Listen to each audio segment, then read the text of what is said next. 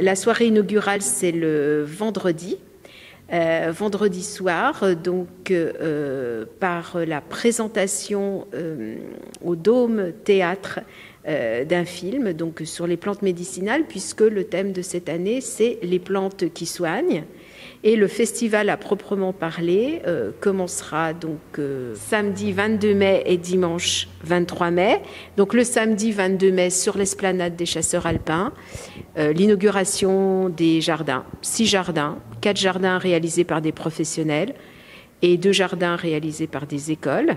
Et le dimanche, le festival se tiendra plutôt sur Conflans avec des ateliers, des balades, l'atelier Alain Barre qui fera des stages pour la réalisation de gravures, différents aussi commerces de Conflans qui vont s'associer à ce festival.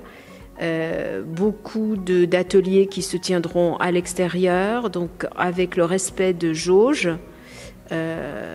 et naturellement des gestes barrières, donc aucune crainte à avoir pour participer et venir se promener en toute sécurité, tant sur l'esplanade des Chasseurs Alpins que sur le site de Conflans. Sur chacun de ces sites, donc, il y aura donc les jardins sur l'esplanade des Chasseurs Alpins à Albertville, la librairie des Bauges, qui est associée aussi pour une causerie le samedi soir, le Dôme Théâtre, où se déroulera la projection d'un film pour la soirée inaugurale, et puis le dimanche sur Conflans, différents endroits de Conflans, sur la place, dans les jardins de la Tour Sarrazine, sur tous les jolis sites de la cité médiévale de Conflans. Alors, il faut s'inscrire via le site de la ville, puisque les animations proposées font l'objet de jauges. Alors, je dirais déjà avant Covid, puisque pour certains ateliers,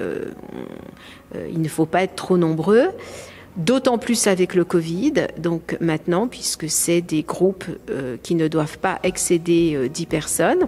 Donc, il faut s'inscrire via le site de la ville. Je sais déjà qu'il y a des ateliers qui sont déjà assez complets. Mais bon, il faut tenter. Alors, les jardins objets du festival vont rester jusqu'en octobre.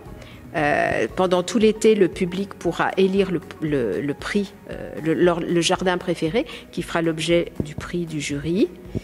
Il y aura une vente de plantes, d'ailleurs, comme lors du dernier festival, début octobre. Et il y a des jardins qui vont rester. Les jardiniers de la ville ont fait un jardin dans le Clos des Capucins lors de la précédente édition. Il y a également un jardin de plantes médicinales, un jardin de simples dans les jardins de la Tour Sarrazine. Et certains éléments des jardins de cette année vont rester. Il va y avoir une très belle sculpture en bois flotté qui va rester soit sur le site, soit dans un autre jardin. Mais je pense que sur le site, il sera très bien. C'est un cerf en bois flotté d'une très très grande dimension.